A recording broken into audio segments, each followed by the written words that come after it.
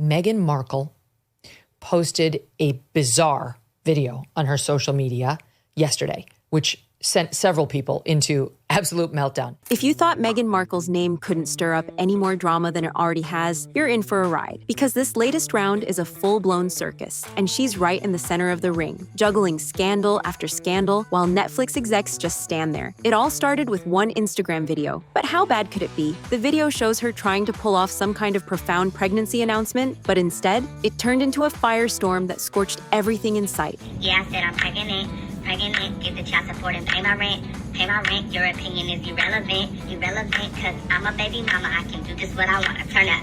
She's a baby mama. And we're not just talking about her already wobbly public image. The fallout hit hard and fast, destroying her career, roasting her entire team, and even leaving some bigwigs over at Netflix looking like they just stepped on a rake. Now imagine this. It's being speculated that two CEOs at Netflix, Greg Peters and Ted Sarandos, are probably locked in high-stakes damage control mode because one woman tried to turn maternity into media gold and ended up lighting the entire strategy board on fire. Here's the crazy part though. Instead of issuing an apology or pulling it down, Meghan doubled down. She left the video up like it was some brave piece of art. That boldness caught everyone's attention again, including the suits at Netflix. But what are they going to do about it? Well, Meghan might end up losing her show. And to really understand the stakes, we're going right back to the beginning. It all kicked off when her show hit Netflix on March 4th, 2025. And let's just say, the reaction wasn't exactly red carpet worthy. Critics didn't hold back. They called it queasy and exhausting, which is just a polite way of saying, what on earth did we just watch? One reviewer said it felt like someone trying to come across as the next cozy, down-to-earth mom next door, while also low-key acting,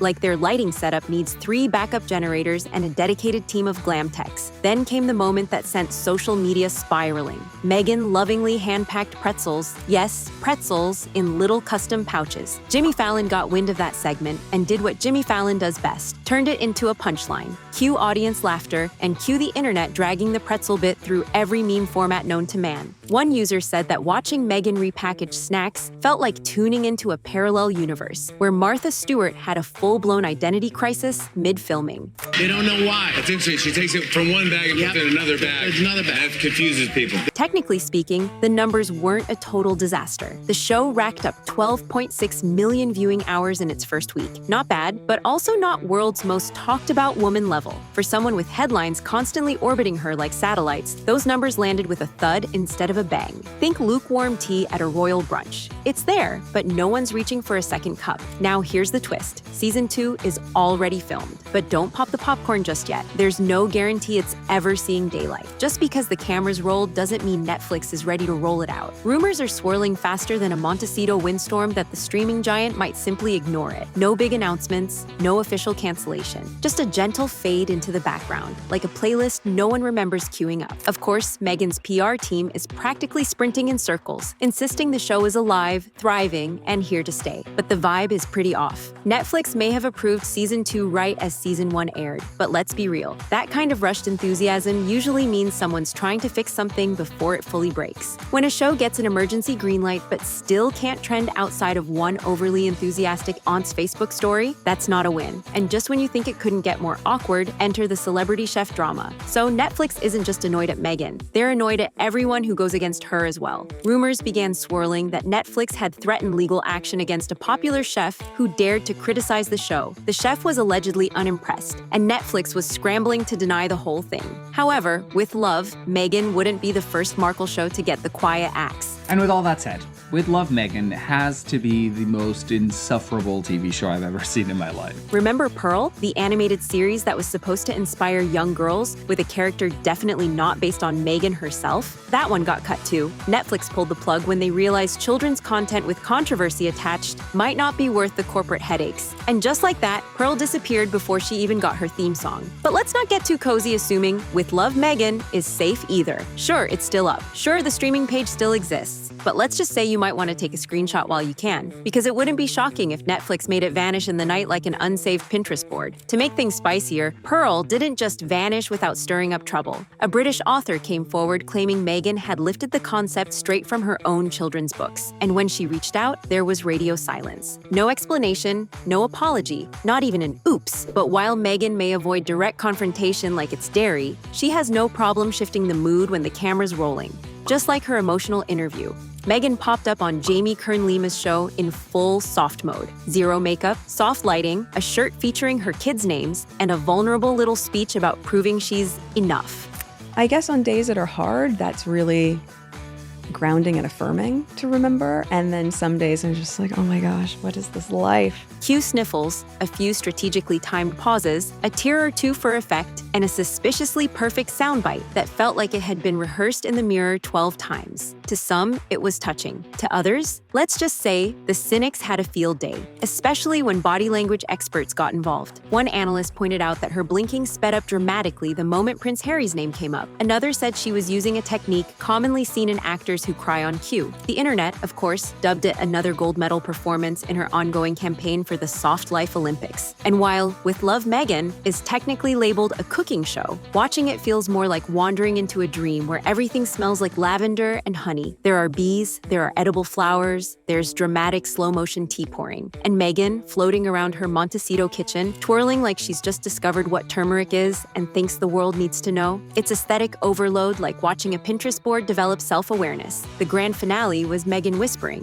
"Here we go, it's a business," like she's revealing a secret, but we all knew that already. From the perfectly curated kitchen set to the custom cookware that just so happens to be available online, the show practically screams infomercial in a floral apron. Audiences weren't buying it. The glossy tone, the curated calm, the vibe that felt completely out of touch with people trying to decide if they can fill their tank this week, it rubbed a lot of folks the wrong way. Critics didn't call it inspiring. They called it smug and detached, like a luxury ad trying to convince you that frothing oat milk solves emotional trauma. But Meghan seems unbothered. Somewhere in her garden, she's probably brainstorming season 3 ideas, while microdosing wildflower honey and sketching out ceramic spoon holder prototypes. And despite the rumblings, memes, and internet side-eyes, she keeps on twirling. Whether Netflix lets her twirl on their dime much longer is still up in the air. Because when the reviews rolled in, they were brutal. The British press didn't pull a single punch. The Times went as far as saying the show wasn't just overly sweet and self-congratulatory, it was worse than that. I'm not exaggerating, I'm not just saying this for rhetorical effect.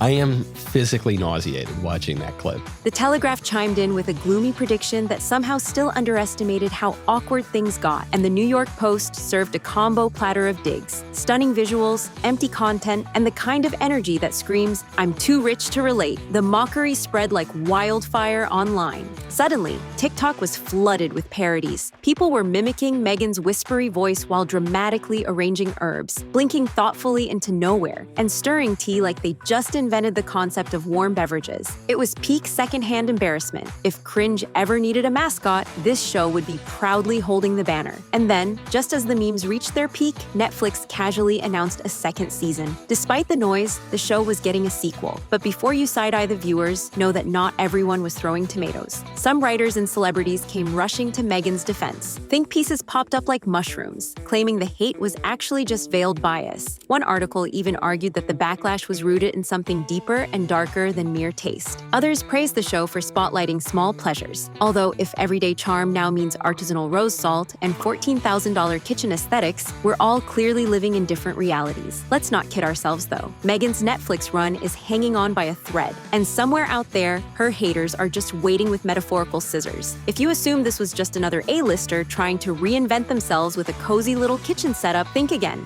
Meghan may have left the royal gates behind, but what she walked into was a hurricane of scrutiny, and Joe Rogan's been eyeing it from day one. Remember those early days when Prince Harry was doing his "just call me Harry" bit in the US? Yeah, Joe wasn't having it. On his podcast, he threw out Duke of Sussex with enough sarcasm to make it sound like a title from a board game. It was less respect, more eye roll. You just can't keep faking it. It's too hard. And the reason was a wreath. Harry apparently had a meltdown over a wreath not being placed in his honor at some memorial. Joe seized the moment for one of his signature roast sessions. But wait, it gets even weirder. In another episode, Joe was on a roll, half joking that Meghan had basically built a little cult and Harry was the lone recruit. Not in love and happy kind of taken, more like isolated and confused kind of taken. Seems like that lady is a temptress. She's a siren. She's lured him into the rocks.